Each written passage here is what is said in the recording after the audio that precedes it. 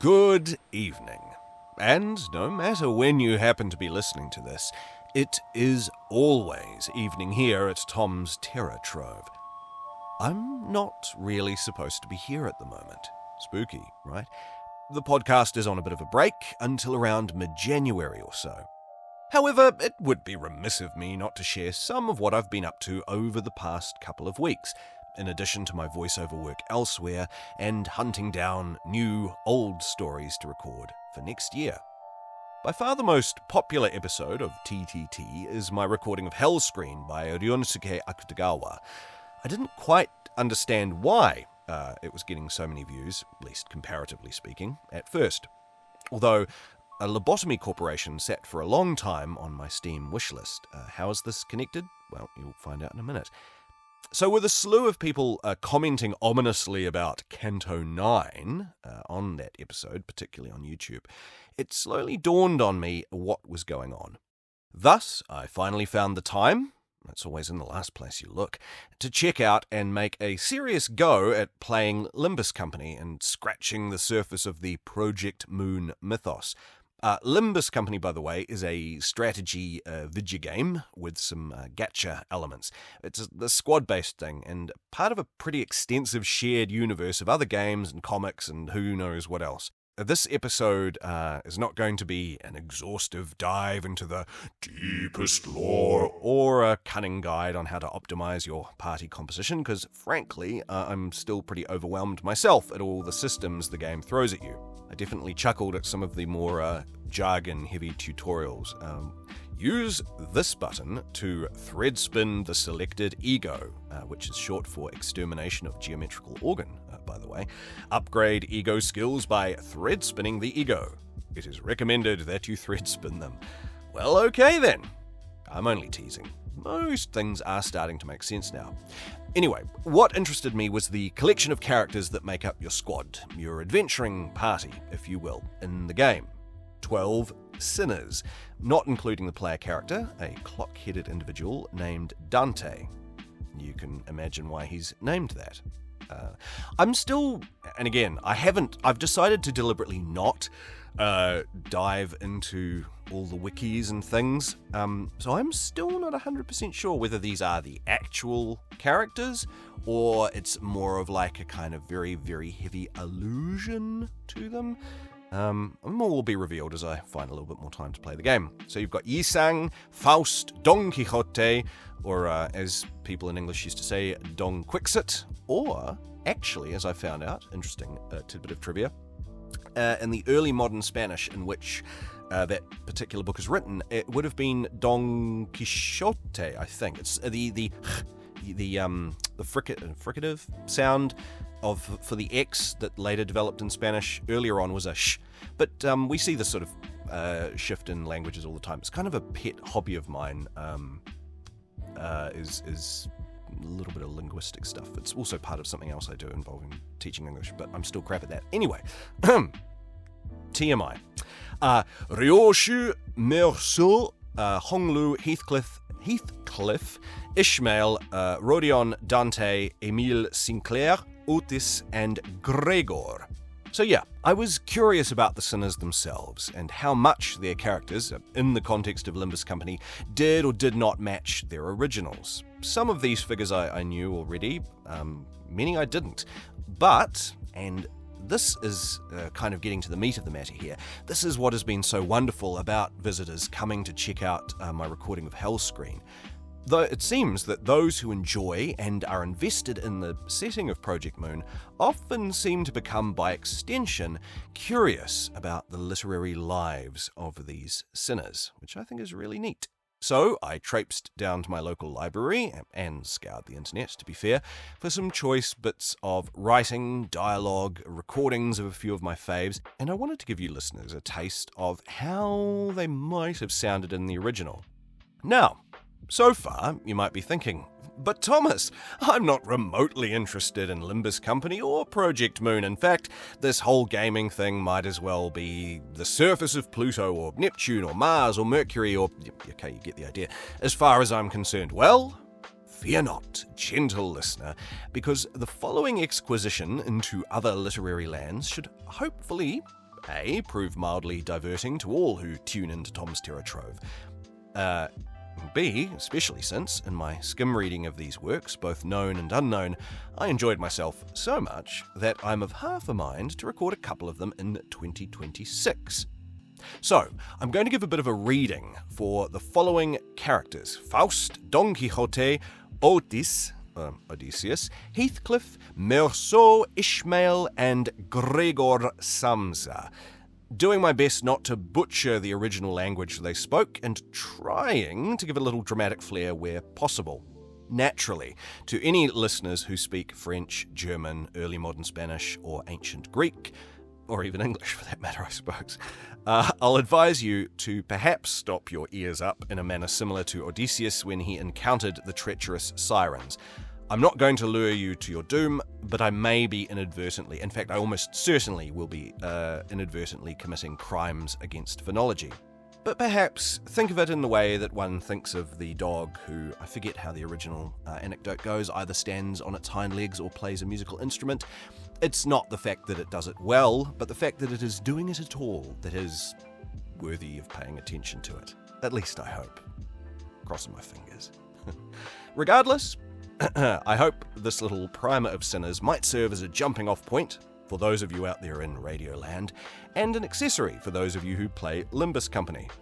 I'm excited to put some more time into the game, and to see what Chapter 9 has in store.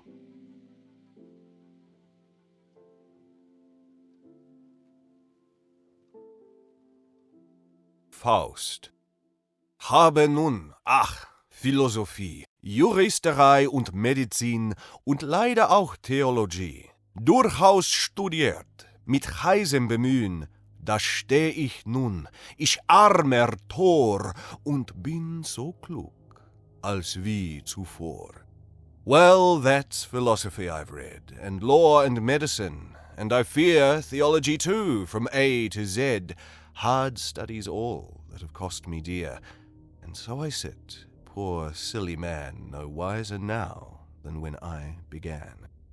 Don Quixote, well, sort of.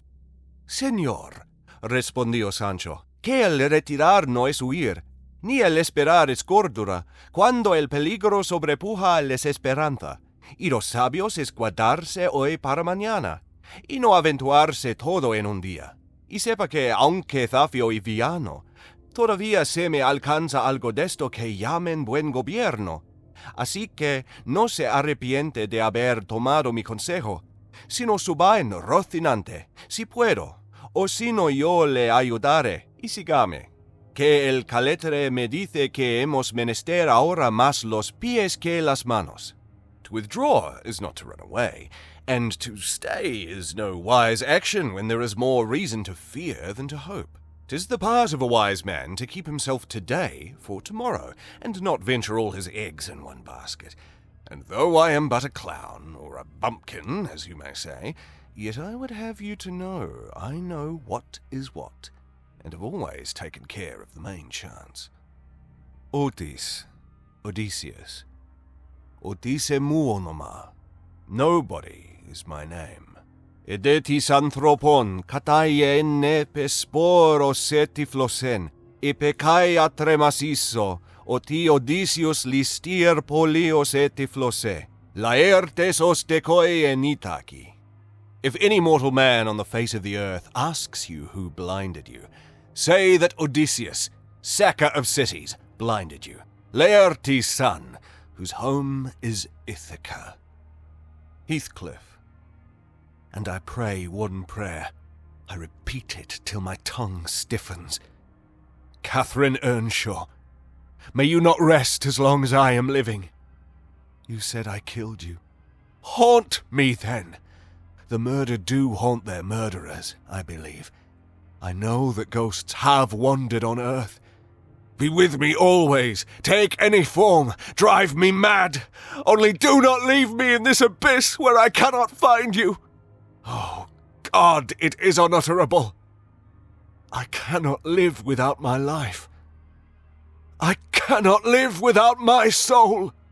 He dashed his head against the knotted trunk, and, lifting up his eyes, how not like a man, but like a savage beast being goaded to death with knives and spears.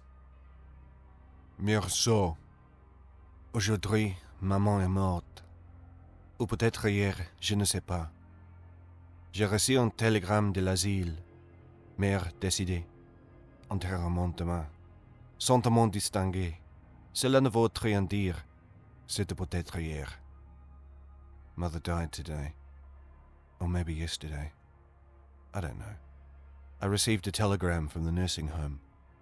Mother deceased. Funeral tomorrow. Yours sincerely. That doesn't mean anything. It could have been yesterday. Ishmael. There is no steady, untracing progress in this life. We do not advance through fixed gradations, and at the last one pause, through infancy's unconscious spell, boyhood's thoughtless faith, adolescence doubt, the common doom, then skepticism, then disbelief, resting at last in manhood's pondering repose of if. But once gone through, we trace the round again, and are infants, boys and men, and ifs eternally. Where lies the final harbor, whence we unmoor no more? In what rapt ether sails the world, of which the weariest will never weary? Where is the foundling's father hidden? Our souls are like those orphans whose unwedded mothers die in bearing them. The secret of our paternity lies in their grave, and we must there to learn it. Gregor.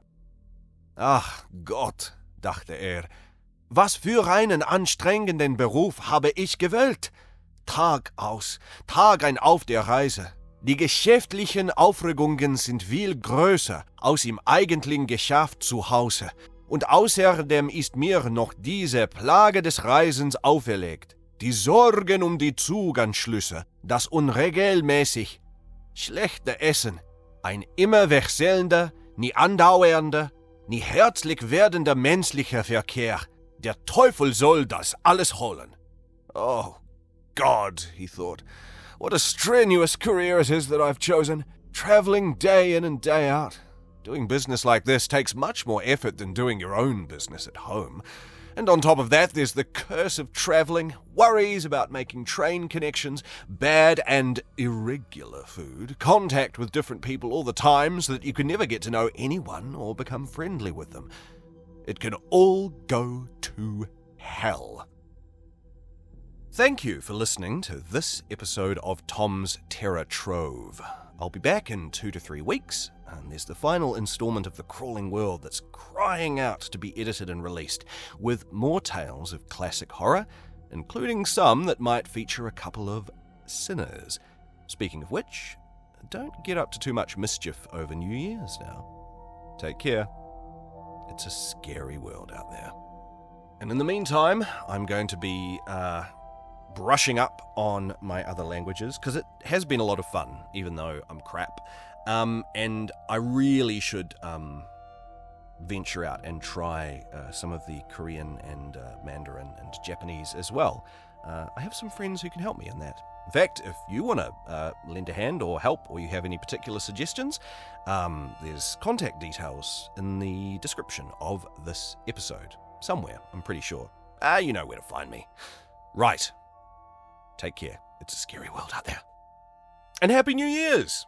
Oh, that actually rhymes. Hang on. Take care. It's a scary world out there. Happy New Year.